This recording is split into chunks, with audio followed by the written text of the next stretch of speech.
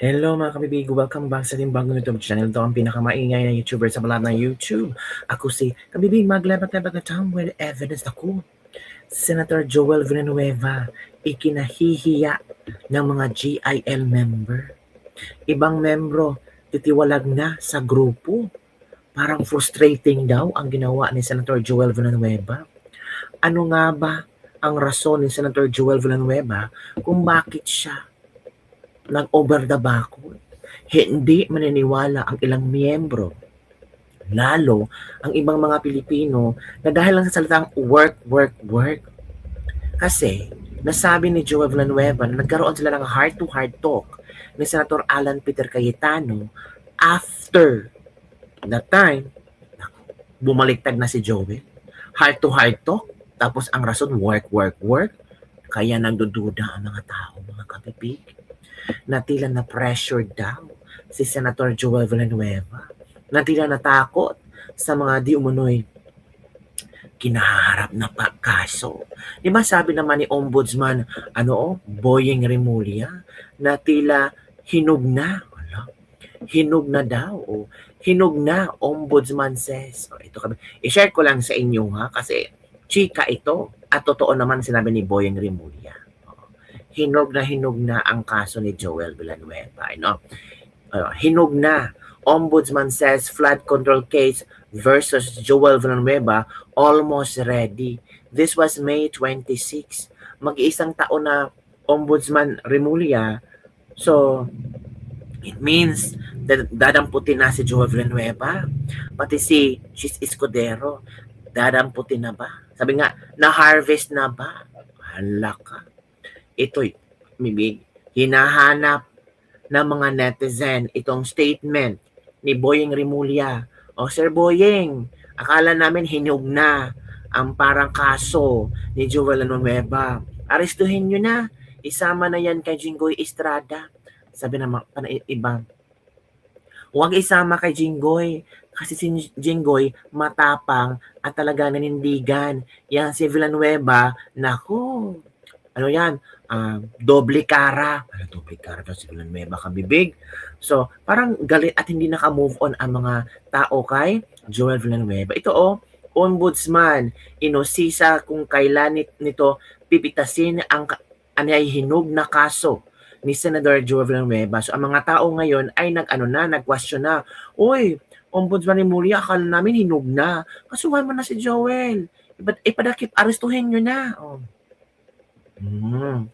Nako, lalong umigting ang mga tao matapos maging mahalagang number 13 boto si Villanueva sa pagbabago ng lidera. Kasi sabi nila, kung hindi totoo na mawawala ang kaso ni Joel kasi nag-transfer siya sa Gatchalian Black, kung talagang para sa bayan ng Pilipin, kung talagang work, itong kaso ni Joel, dapat talaga same din, same treatment kay Estrada. Dakpin nyo na, arestuhin nyo na. Yan mga kabibig. Sa ngayon wala pang bagong pahayag ang Office of the Ombudsman ukol sa estado ng kasong sinabi nitong hinog na laban sa mga senador. Dahilan upang usisain ng ilang netizen kung kailan ito tuluyang pipitasin at ihahain sa korte. Sabi ng netizen, safe na yan. Style mo bolok. Case dismissed. Hoy Remulla, puro kangak-ngak. Kita mo, hindi na hinog yan kasi lumipat na, style bulok na yan. Ibigay na share na kasi ngayon yung ilabas yung kasang dalawang hudas, nabulok na, bumagsak na sa kabilang bakod. Pag hindi napitas, alam na. Safe na yan, di na need pitasin. Kaya sa sobrang hinog, nahulog sa itlog, naanod na saan na? Safe na ang kaso ni Joel is Lord. Yung kabibig. Mga tao talaga niniwala na unfair ang gobyernong ito. Kasi pag ang mga administrasyon, pag ang mga politiko ay aanim sa administrasyon, safe na, case dismissed. Pero pag ang politiko ay hindi aanib or sasanib or join sa group ng administrasyon iyon, naku, hahanapan ka ng kaso, ipapadampot ka ng ICC, and so on and so forth. Parang tama rin naman ang desisyon ni Joel Villanueva kasi takot siya. Takot si Joel Villanueva. Baka kung ikulong ito, iyak-iyak-iyak, Hindi katulad ni Estrada na ang tatapang kabibig, harapin niya ang kaso at hahanapan niya ito ng lusot through legal remedies. O, di ba? Okay. Ito kabibig, kinig tayo. Nakakatuwa si Senator Villanueva, no? Wala siyang masabi kung hindi, eto, balik yung trabaho. Alam niyo naman, trabaho lang ang ina. trabaho. Di nga. Sino ba ang unang nagsabi that there is 1.44 billion pesos a day budget of the government sa flood control? Tapos ngayon, kasali ka daw? Eh di wow. Eh di wow talaga. Dahil ginaya ka nga ni Marcos eh. Kunyari, kayo yung nagbubulgar, kayo naman pala yung may kasalanan. Ngayon na nabuko ka na, at kakasuhan ka na, hindi ka na lang nanindigan. At nag-state witness na lang siguro o tumistigo na lang kung ano ba talaga ang meron dyan sa flood control. Nagtatanong ka dati tungkol sa flood control, tapos ngayon, isasaran nyo ang investigasyon ng flood control sa paglipat mo na yan. Ooh. Alam mo, Senator, hindi trabaho ang binalik mo dyan. Hindi dahil nagtatrabaho ka para sa taong bayan, hindi. Pinotektahan mo yung sarili mo. Ooh. At naging katawa-tawa ka sa aming mga Pilipino. Oo. Naging katawa-tawa. Pedong kulit. Nasa majority ako, Irene. And in the past, I have been mentioning I will always give my vote for the best of the institution. And that's what I did last week. Hoy. Galing Politika sa Pilipinas, no, pedong politika sa Pilipinas, no, nakadisappoint talaga. Ang problema kasi, GIL member to. pag-reaction ko talaga itong pag-flip ni Villanueva, no? Which is, ako, si Mrs. 18 years old na si Mrs. nagsimba sa GIL. Pero, ngayon pa lang talaga nakita namin na parang hindi na talaga maganda yung nangyari ba. Doon na, it's my personal, sa pamilya na ko. Pero sa tingin ko parang it's time na siguro na mag-giveaway me. Kasi alam naman nila kung gaano ka magnanakaw yung sa kabila na grupo. Diba? Pero nag-play pa rin. Bakit? Kasi nga takot sa mapriso or ano ba. So may bayag pa si Jinggoy kaysa kay Villanueva. Anong klase yan? Ha? Kung maraming magalit nito, yung lalo na sa mga ka-chargemen namin o sino man. Pero sa tingin ko parang hindi talaga maganda. Nagturo tayo ng magandang asal. Nagturo tayo na hindi magnakaw. Nagturo tayo ng magagandang gawain. Pero mismo leader, hindi magawa. Yun yung problema sa mga So for me, sa pamilya ko, I will make it sure na hindi na kami magsimba doon. Dahil sa ginawa nila. Diba? Mas maawa pa kami kung kinulong dahil sa political persecution. Pero nag-flip dahil takot. So meaning may ginawa. That's a problem. Bakit ka matakot kung ikulong ka dahil sa politika? Kung wala kang ginawa na masama, di ba? Opinion ko lang to ha. Pero 18 years na si Mrs. dyan nagsimba. Ako matagal na rin dyan since dumating ako dito. Sinamahan ko yung kapamilya ko dyan. Pero sa ngayon, sa pinakita ngayon, parang iba yung ihip ng hangin. Nakita nyo naman kahapon yung 18 Marines, 22 pa nadagdag na. Kung mali-maliit ang pera. So yun yung problema. So nakita nyo na grabing corruption, nakisabay pa rin kayo sa corruption. Oh. So yun na, hindi na sila magsisimba sa GIA. Pakinggan natin si Joel Villanueva sa kanya speech. I don't know kung gusto niyo pa siya mapakinggan o gusto niyo siyang purihin sa kanya speech. Senator Villanueva, sa panahon ng sakuna, nasusukat ang tibay ng pagkakaisa. Ito na. Ginoong Pangulo, sa panahon po ng sakuna, nasusukat hindi lamang po ang tibay ng ating mga infrastruktura, kundi ang tibay ng ating pagkakaisa. Our distinguished majority leader. Mr. President, distinguished colleagues, it is an honor to rise before this August chamber to sponsor proposed Senate Resolution number 447, urging the national government to ensure adequate funding and resources for the relief, rehabilitation, reconstruction, and recovery of communities devastated by the recent earthquake in Mindanao.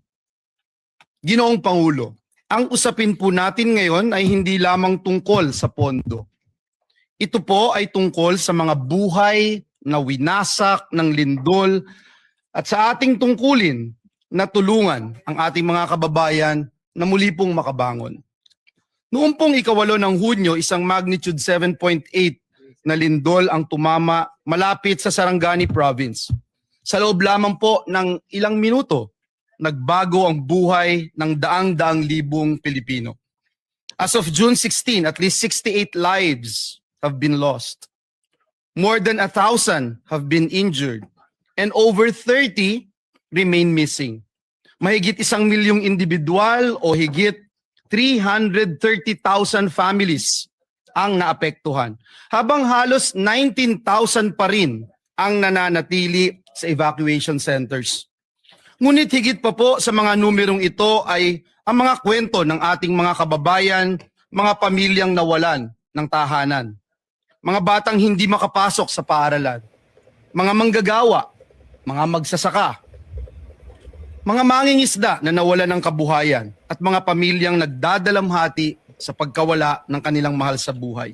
So yun po kabibig ang nagawang speech kahapon ni Joel Villanueva. O ito, yung araw na to ay may pa-live na naman si Senator Alan Peter Cayetano. Pakinggan natin kabibig kung ano ang laman ng kanyang live. Okay, let's watch this video. Majority sa pag-criticize, I have to keep on message. I have to, ancient times, marami ng Chinese traders, and then dumating ang Kastila, then for a short while, dumating ang mga Hapon, but that was a different story, and then the Americans until Commonwealth. So what's my point? No?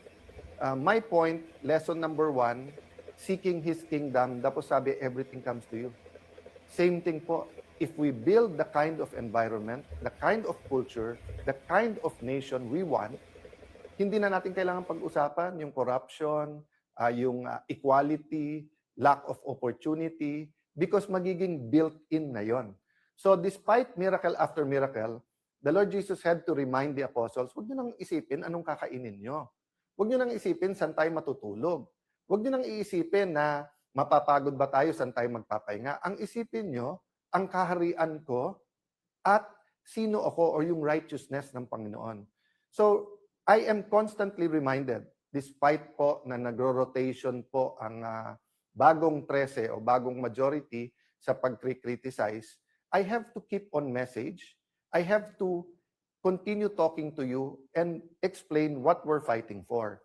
Let me read this and let me ask you if it resonates with you, no? So, syempre, pag nag-survey, halimbawa tayo ngayon, tapos inisa-isa, anong klaseng Pilipinas ang gusto nyo? Anong napipicture nyo? Siguro the easiest way to say it is some will say, Sir, parang Singapore. Sir, parang Japan. Sir, parang Switzerland. Depende kung anong napuntahan mo or nakita mo, di ba? What do you think of this? We, the sovereign Filipino people, imploring the aid of Almighty God in order to build a just and humane society and establish a government that shall embody our ideals and aspirations, promote the common good, conserve, develop patrimony, and secure to ourselves and our posterity the blessings of independence and democracy under the rule of law and a regime of truth, justice, freedom, love, equality, peace, do ordain and promulgate this Constitution.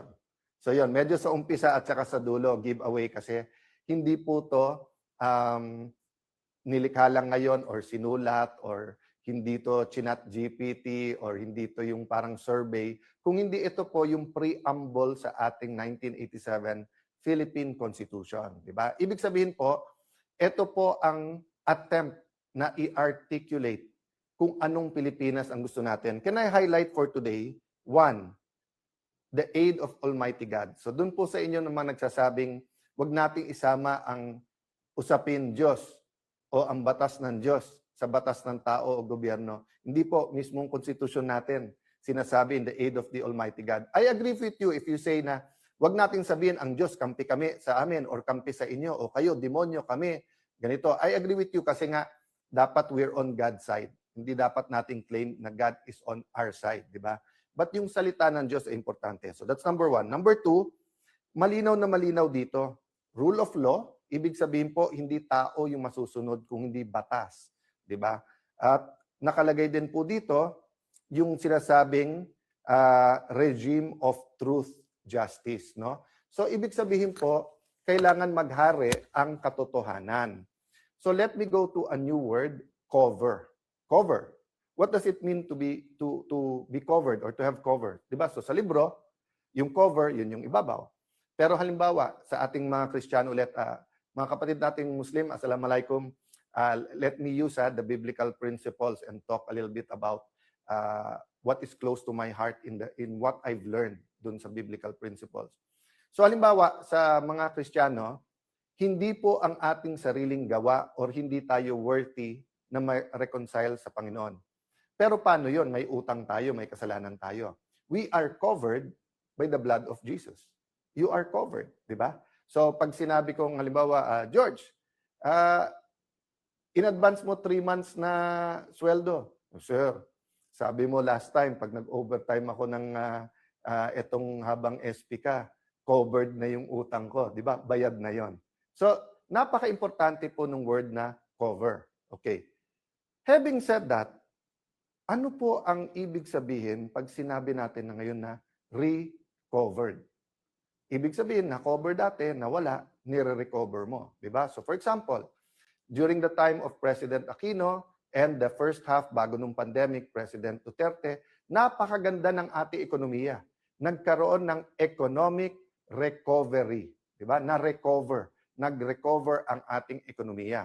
But simula nung pandemic, nagka-problema, and then gumanda-ganda after the pandemic. Then, ayun, sunod-sunod. Yung ating flood control scandal. Actually, ano lang po yun. Yun siguro ang pinakamalaki. Pero napakadami pa na systematic corruption na hindi na pag-uusapan. And then, of course, nangyari itong Ukraine-Russia conflict at tapos yung Middle East, nakakatapos lang pero we still feel the effects. So what I'm saying, again, our economy is suffering. We have to recover. Okay.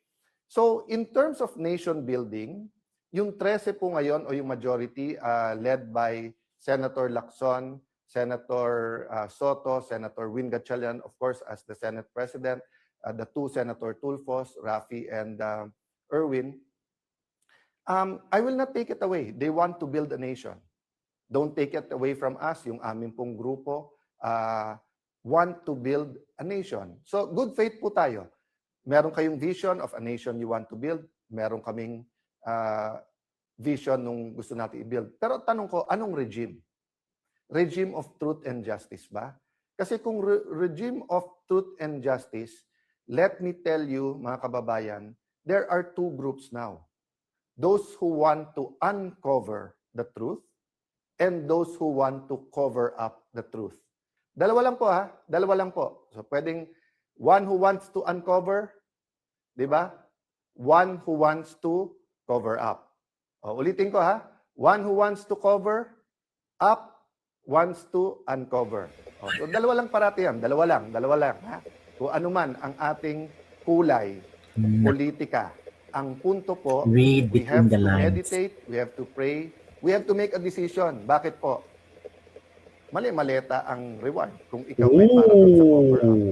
Pero napakalaki ng mga consequences. Kaso, bashing, tatanggalan ka ng kung ano-ano. Basta ipafile lang ka ng cyber libel kapag ka ikaw ay for uncovering the truth. That's just the nature of things. Whether you talk about organized crime, whether you talk about slavery, whether you talk about all the injustices in the world.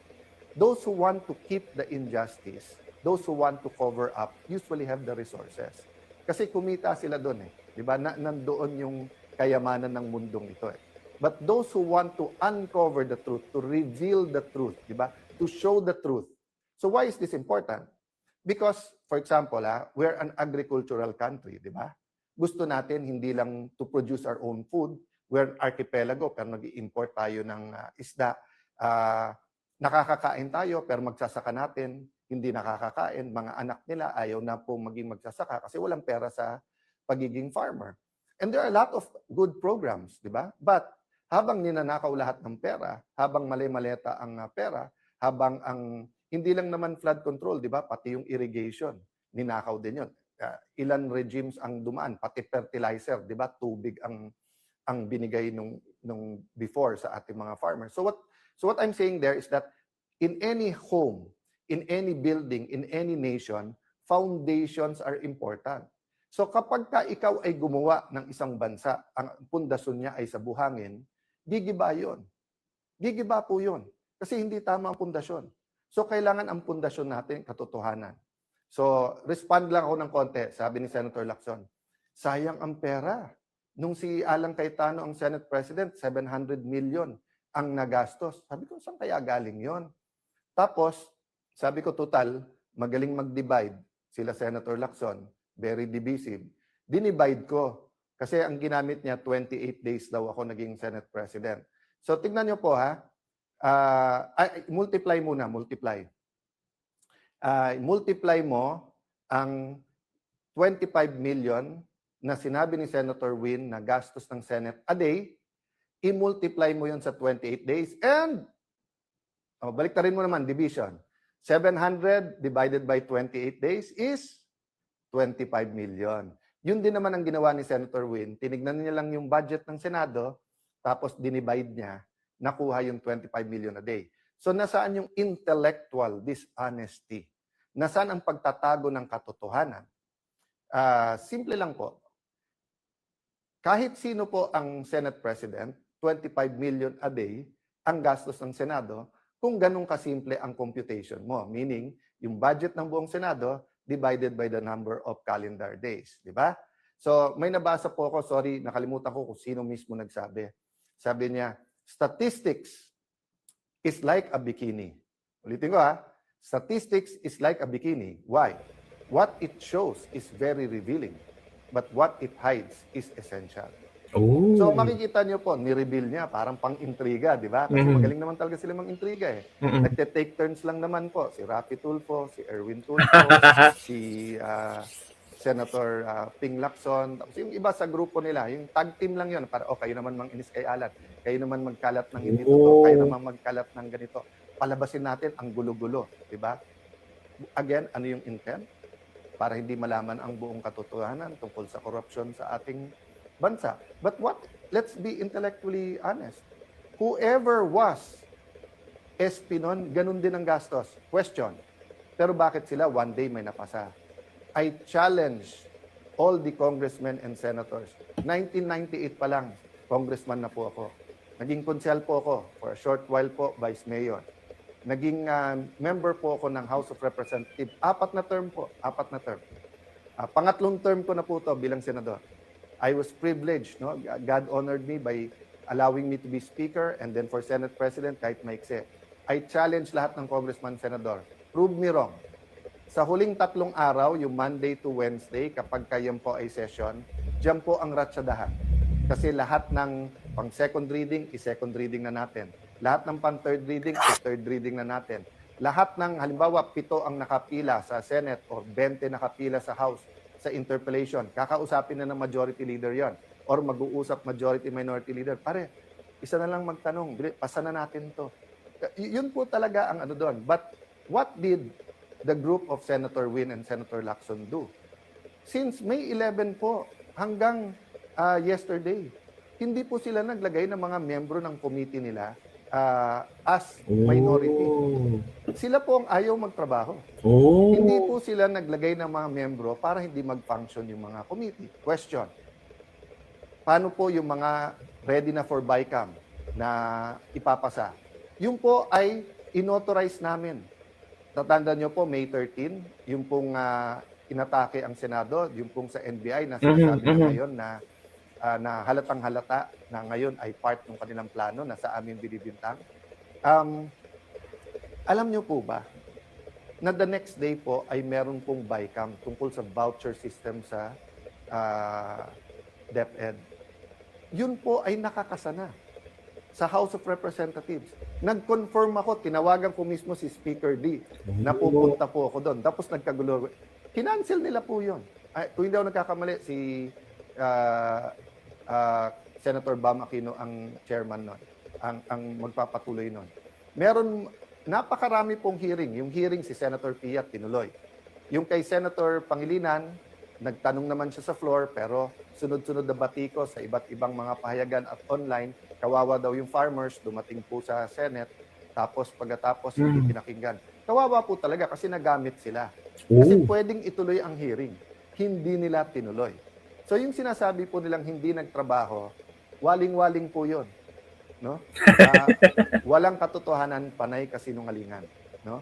And that's why yesterday po, ang main na inuna nila ay isang bill na maganda, na gusto natin lahat, na walang ano. Ang joke nga namin, naalala niyo yung 1990s, yung tinanong ng bata na, anak, parang wala kang ambisyon. What's your plans? At sasabihin ng anak, ang plans ko, mami, may sampagita, may gumamera, may orchids. Kasi plants pala yon, hindi plans. So, nung tinanong yung majority, what's your plans for the special session? Waling-waling pala. So, huwag na tayo maglokohan. Tama. Yung kahapon, kasi may 13 na kayo, at gusto nyong palitan ang Senate President kasi gusto nyo tuloy-tuloy na yung impeachment at ang gusto nyo, grupo nyo ang magdikta ng tempo through the presiding officer. That's been very clear to us from the start. Diba? There you go, kabibig ha. Halata. Diba? But before we will end this, kabibig, gusto ko sana na i-follow yun naman ang aking Facebook fan page. Oy, may bago akong Facebook. Ay, anong Facebook mo? Facebook page, kabibig. Puntahan nyo ang aking bagong Facebook page. Ito yung bagong Facebook page ko ha. Ito. The Kabibig Vlogs. Konti lang doon. Gawin natin tong 10K, 15K, 100K followers. Habi naman kayo. Panoorin nyo po. Hanapin nyo po The Kabibig Vlogs. Okay. Kita nyo naman pagmumukha ko dyan. Ilan na ba ang aking mga followers? At 190? Hala. Yon po, kabibig ha. Sana po, bisitahin nyo po ang aking fan page, The Kabibig Vlogs. I-follow nyo po.